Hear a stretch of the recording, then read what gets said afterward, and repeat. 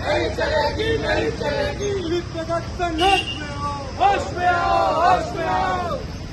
नहीं चलेगी, नहीं चलेगी। पुलिस प्रशासन की तानाशाही नहीं चलेगी, नहीं चलेगी। बच्चों को संरक्षण देना बंद करो, बंद करो, बंद करो। अपराधियों को संरक्षण देना बंद करो, बंद करो, बंद करो। पुलिस प्रशासन होश में आओ, पुलिस प्रशासन होश में आओ, होश में आओ, होश में आओ। के आवेदन पे कार्रवाई करना होगा, करना होगा, करना होगा। एफआईआर करना होगा, करना होगा, करना होगा। अपराधी को संरक्षण देना बंद करो, बंद करो, बंद करो। अपराधी को संरक्षण देना। प्रमुख 8 गुंडों पे हमने एसपी ऑफिस का घेराव किया और उसमें ज्ञापन दिया है।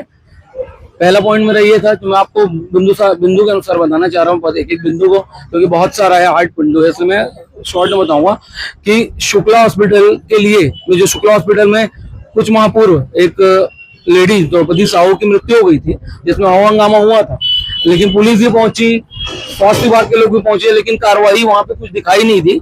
अगर कार्रवाई करे हैं तो हमने बोला कि अगर कार्रवाई की हो तो एक लिखित में मुझे एक चाहिए कि आपने कार्रवाई क्या किया था, और कार्रवाई नहीं की हो तत्काल प्रभाव से कार्रवाई करो।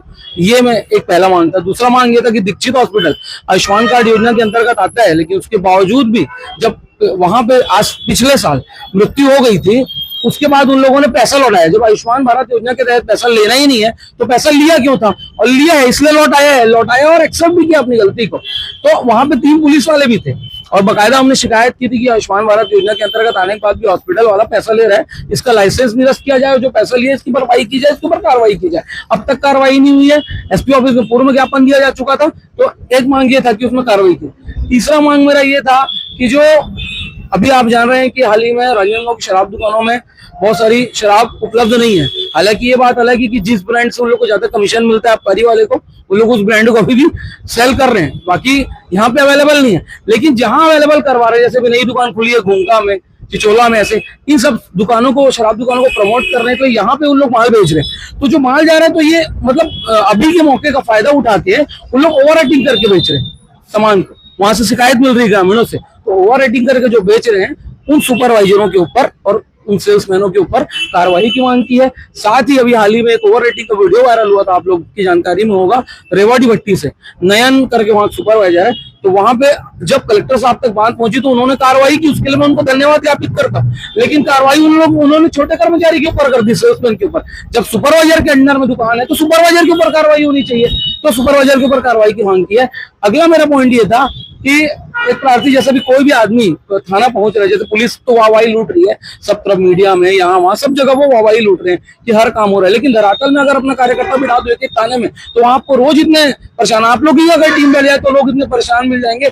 आवेदन ले लेते हैं, 6-6 महीने हो जाता है, कार्रवाई नहीं करते। वैसे एक मामला है, एक व्यक्ति द्वारा, आकाश साहू नामक व्यक्ति को 8 अंगूठी उसका सोने का, लगभग 8 लाख रुपए की लागत तो उसको चूतिया बना के पैसे का लालच देके उसको लेकर के गया और मणिपुरम गोल्ड लोन यहीं पे बस स्टैंड का वहां पे गिरवी रखवा दिया। 3 लाख रुपए की आवाज में 15 दिन में लौटाने की बात उसने की, 15 दिन में पैसा नहीं लौटाया और अगले बार उसके बिना जाके, मतलब जो मालिक है उसके बिना जाके और 2 लाख रुपए उठा लिया।